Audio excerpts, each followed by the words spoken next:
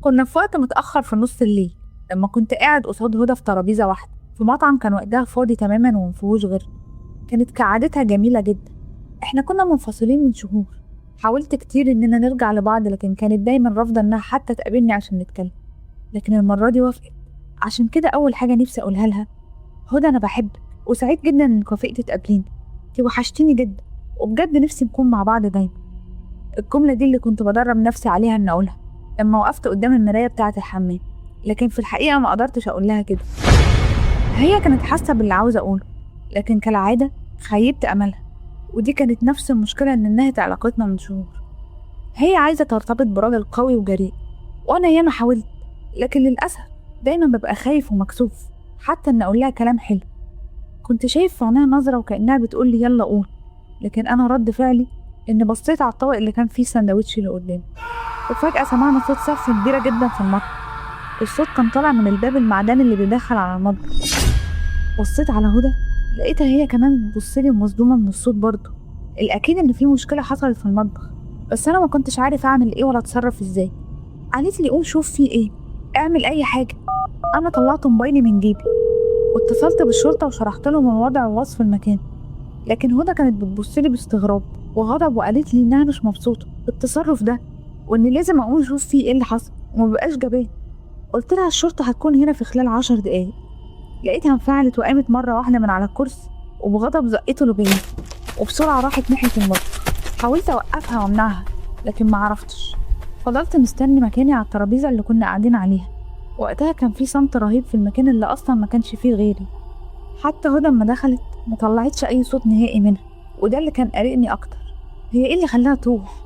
معداش دقيقتين من الانتظار والتفكير قررت إن أروح وأشوف إيه اللي حصل.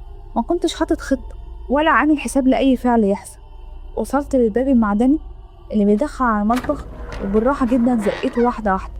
وأول ما دخلت اتكعبلت في حاجة على الأرض، لكن لحقت نفسي قبل ما أقع ومسكت في رف العيش. بصيت على اللي كعبلني بسرعة ولقيته العامل بتاع المطعم وقع على الأرض وغرقان في دم، كان ميت. حسيت بحركة بعده، بصيت فوق شوية لقيت هدى على الأرض ووراها راجل ملثم لابس قناع اسود وفي ايده سكينة وحاططها على رقبتها. الدموع كانت في عينيها لكن مش طالع لها اي صوت. في اللحظة دي حسيت ان دي اكبر فرصة ممكن احسس هدى قد ايه انا بحبها وبخاف عليها واقدر احميها، وده اللي هي طول الوقت نفسها تحسه.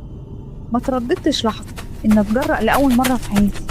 نطيت فوق جثة العامل وجريت على الراجل الملثم، ولانه ما كانش متوقع رد فعلي تكون بالشكل ده، خصوصا ان معاه سكينة في ايده، ما استوعبش رد فعلي. نطيت عليه وقدرت اوقع السكينة من ايده، لكن للأسف ما شفتش هي راحت فين، بس قدرت اثبته على الارض. هو كان بيحاول يهرب مني او يبعدني عنه. ساعتها هدى قامت وقفت، قلت لها بزعيق اجري بسرعة بره، لكن هي من الصدمة كانت متجمدة مكانها. لمحت السكينة تحت رف العيش. في اللحظة دي الراجل الملثم قدر يدفعني بعيد عنه وقام وقف، لكن انا قدرت اوصل للسكينة. بصيت عليه لقيته بيجري ناحية هدى، بس قدرت امسك رجله ومنعته انه يوصل لها. حاولت اهدده بالسكينة لكن هو مسك دراعي اللي كان فيه السكينة، وفضلنا نتصارع عليه انا وهو. هو كان اقوى مني لكن ما قدرش انه ياخدها مني، بس زقني لورا وفضلنا على كده لحد ما وصلنا للباب المعدني ومنه طلعنا على الصالة بره. كل ده كان كل واحد فينا بيحاول يتوتر على الشتيمة. اما طلعنا بره الملثم شاف ازازة مفتوحة، اخدها بالايد التانية ورشها على وشي. ساعتها ما قدرتش اتحكم في حركتي ووقعت على الارض جنب الترابيزة اللي كان عليها الاكل بتاعنا، وفقدت التوازن بتاعي وحسيت بدوخة.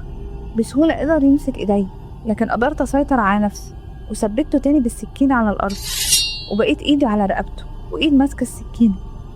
شديت القناع من على وشه. ساعتها اندهشت اما لقيت ان كان شاب شكله وسيم ومش شخص بلطجي ولا حرامي يعني، وكمان كان شكله مألوف جدا بالنسبة لي وكأني شفته قبل كده، وحسيت اني عايزة اسيبه يمشي. سمعت صوت الباب المعدني بتاع المطبخ بيتفتح بايديه. كانت هدى طالعة من المطبخ، لقيتها بتقولي آدم اعملها يلا بسرعة اخلص منه. ساعتها رفعت السكينة لفوق، وقبل ما انزلها عليه لقيتني بسأل نفسي هل فعلا هموته؟ وهدى بإصرار كانت بتقولي يلا موته، اخلص منه بسرعة، خلي عندك الشجاعة اخلص منه. وقبل ما السكينة تنزل عليه لقيت باب المطعم بيفتح والشرطة بتدخل بسرعة، وجه الظابط ووجه مسدسه عليا وقال لي اسيب السكينة وابعد بسرعة. ولقيت هدى بتصرخ وبتقول للظابط ده معاه سكينة وبيحاول يقتلني. ساعتها ضرب اتضربت عليا رصاصة من مسدسه، ما حسيتش بأي حاجة وطبيت سكت على الأرض، والسكينة وقعت جنبي وكنت بنزل ودمي بقى في كل مكان. وقبل ما أفقد الوعي لقيت الراجل الملثم قام وجرى ناحية هدى. فكرته رايح يهاجمها، لكن الصدمة إنه حضنها وضمها ليه. الأغرب إن هي كمان حضنته وحطت راسها على صدره، وكأن أنا المجرم اللي كان بيهاجمهم هما الاتنين. وطبعا الضابط قال لي ما تتحركش من مكانك. ساعتها حاولت أفهمه إن هو القاتل مش أنا، وإن دي حبيبتي أنا مش العكس. هدى بلغتهم إن كنت مرتبط بيها زمان وانفصلنا، وإني اتجننت وبحاول أنتقم وهاجمتهم هي وصديقها. مش بس كده، كمان قالت لهم إن أنا اللي قتلت العامل جوه المطبخ. طبعا كل حاجة حصلت قدام الشرطة بتثبت صحة كلامها، حتى السكينة كانت في إيدي أنا. اتسجنت بتهمة قتل وغيره من التهم اللي ورطتني فيها. أكتر إنسانة حبيتها في حياتي، واللي بقيت أكتر واحدة بكرهها في حياتي. أنا بحكي لكم قصتي وأنا في السجن اللي مش هخرج منه تاني، ولحد يومنا مش عارف إيه اللي خلاها تعمل معايا كده.